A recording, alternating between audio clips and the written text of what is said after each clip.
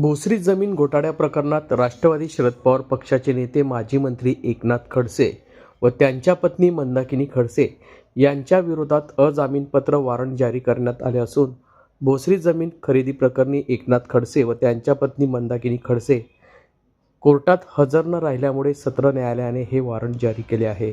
एकनाथ खडसे यांनी याबाबत मुंबई उच्च न्यायालयात देखील दाद मागितली होती, मात्र त्यांना यावेळी दिलासा मिळाला नसून जिल्हा सत्र न्यायालयाने यावेळी अजामीनपात्र वॉरंट जारी केल्यामुळे एकच खळबळ उडाली आहे।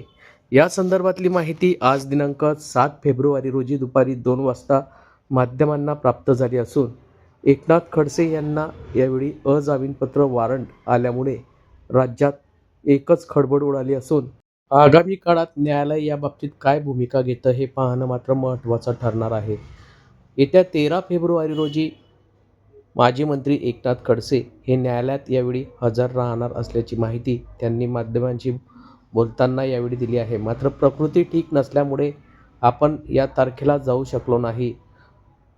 ही बाब न्यायप्रविष्ट असल्याकारणाने माध्यमांसमोर कुठलीही प्रतिक्रिया त्यांनी दिली नसून 13 फेब्रुवारी रोजी माजी मंत्री एकनाथ खडसे व त्यांच्या पत्नी मंदाकिनी खडसे हे न्यायालयामध्ये हजर राहिल्यानंतर न्यायालय याबाबतीत नेमकी काय भूमिका घेतं हे मात्र पाहणं महत्त्वाचं ठरणार आहे।